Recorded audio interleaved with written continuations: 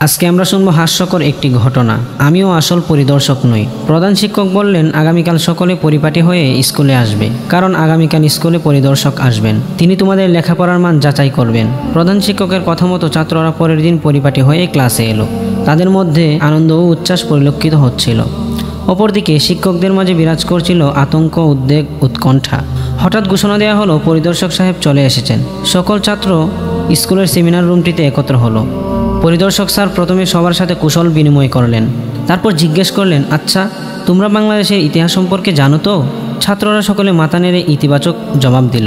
পরিদর্শক এক ছাত্রকে জিজ্ঞেস করলেন, তোমার নাম কি বাবা? ছাত্র বলল, আমার নাম মুজিবুল বাশার। পরিদর্শক বললেন, আচ্ছা মুজিবুল বাশার, তুমি বলো তো বাংলাদেশের প্রথম রাষ্ট্রপতি কে ছিলেন? ছাত্র বলল, sir, Ayub Khan.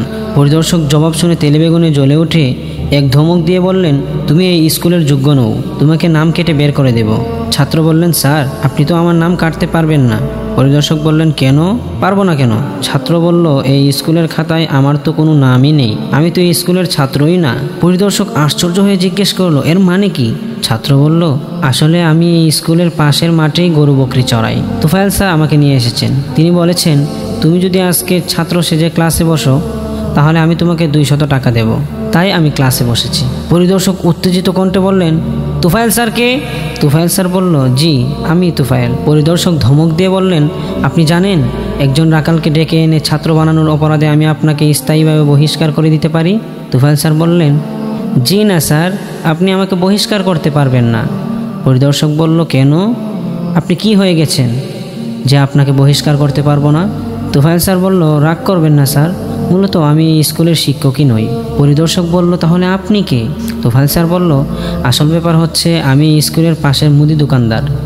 Head sir আমার হাতে 500 টাকা দিয়ে বললেন, শুধু আজকের জন্য তুমি ছাত্রদের কাছে থাকবে, তাদের সাথে শিক্ষকমূলক আচরণ করবে এবং কেউ আসলে নিজেকে স্যার হিসেবে পরিচয় দিবে। প্রচণ্ড কুদ আর বিস্ময় নিয়ে পরিদর্শক হেড স্যারের দিকে তাকালেন। পরিদর্শক হেড স্যারকে লক্ষ্য করে বললেন, আপনি এ কেমন নাটক তৈরি করেছেন? রাখালকে বানিয়েছেন ছাত্র আর এক মুদি দোকানদারকে বানিয়েছেন শিক্ষক। বাহ, কি অদ্ভুত কাণ্ড! এটা কি স্কুল না অন্য কিছু? আমি আজকেই আপনার বিরুদ্ধে অভিযোগ পাঠাচ্ছি। হেড স্যার বলল, আসল ব্যাপার হচ্ছে স্যার, মূলত আমি স্কুলের হেড স্যার নই। এই স্কুলের হেড স্যার হলেন আমার মামা। মামা আমাকে এখানে তার পরিবর্তে পাঠিয়েছেন, আর তিনি একটি গুরুত্বপূর্ণ কাজে কোথাও গিয়েছেন। এ কথা বলে ভারপ্রাপ্ত হেড স্যার পরিদর্শকের হাতে কয়েক হাজার টাকা গুঁজে দিয়ে বললেন, মামার পক্ষ থেকে আপনার জন্য এই সামান্য সম্মানী, দয়া করে গ্রহণ করুন।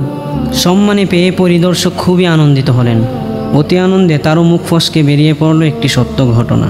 পরিদর্শক বলল, এবারের জন্য আপনারা বেঁচে গেলেন, কারণ আমিও আসল পরিদর্শক নই। মূলত পরিদর্শক হচ্ছেন আমার চাচা। বিশেষ ব্যস্ততার কারণে তিনি আসতে না পেরে আমাকে পাঠিয়েছেন।